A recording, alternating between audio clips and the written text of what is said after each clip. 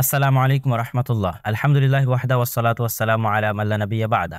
সম্মানিত জ্ঞান পিপাসু পাঠকবৃন্দ, আপনাদের মনে, সকলের মনে একটি খাত, একটি দুঃখ, একটি কষ্ট কাজ করে যে মুসলমানদের মধ্যে কেন এত মতভেদ, আর এতই যখন মতভেদ তো এতই কেন কাদা ছোড়াছড়ি, এত কেন পরস্পরকে লক্ষ্য করে টিটকারি, হাস্যরসাত্মক কথাবার্তা, ছোট করে কথাবার্তা, গীবত, বদনাম।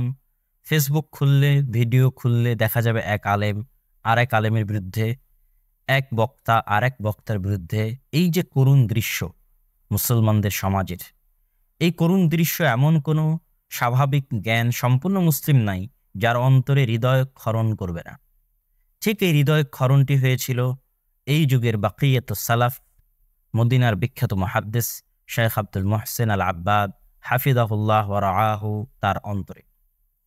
তিনিও মুসলমানদের এই পারস্পরিক বিদ্বেষ, পারস্পরিক এই গীবত অপবাদের এই চর্চা দেখে এতটাই ব্যথিত, এতটাই কষ্ট পেয়েছিলেন যে তিনি একটি বই লিখতে বাধ্য হয়েছিলেন, যার আরবি নাম হচ্ছে রিফকান আহলাস সুন্নাহ বি আহলিস সুন্নাহ।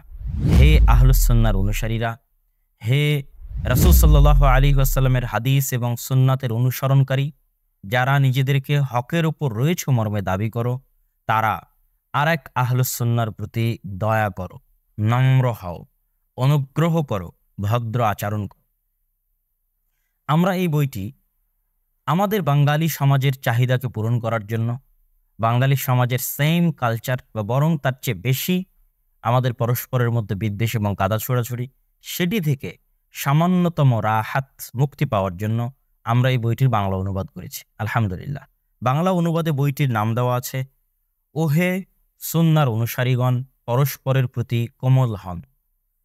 এই বইটি আমি মনে করি বাংলাদেশের যারাই দাওয়াতি কাজের সাথে যুক্ত আছে, যে কোনো প্রকার ইসলামী দল এবং সংগঠনের সাথে যুক্ত আছেন, তাবলীগের সাথে যুক্ত আছেন, দাওয়াতি কাজ করছেন, বা যে কোনো দল এবং সংগঠনের সাথে যুক্ত আছেন, যারা ইসলামের জ্ঞান মানুষের সামনে পৌঁছে দেওয়ার জন্য, ইসলামের দাওয়াত মানুষের কাছে পৌঁছে দেওয়ার জন্য কাজ করছেন, মসজিদের ইমাম হন, মসজিদের মুয়াজ্জিন হন, দায়ী হন, শায়েখ হন, হজরত হন, আল্লামা হন, তাদের এবং এমনকি যে কোনো নিম্ন লেভেলের যারা ইসলামের ধারক এবং বাহক মনে করেন, নিজেকে ইসলামের প্রচারক মনে করেন, যারা বিভিন্ন সংগঠন এবং দলের কর্মী রয়েছেন, সমর্থক রয়েছেন, তাদের সকলের জন্য আমি মনে করি এই বইটি অবশ্যই তাদের সিলেবাসের অন্তর্ভুক্ত, তাদের পাঠের অন্তর্ভুক্ত, একবার, ন্যূনতম একবার হলো তাদের অধ্যয়ন করা জরুরি।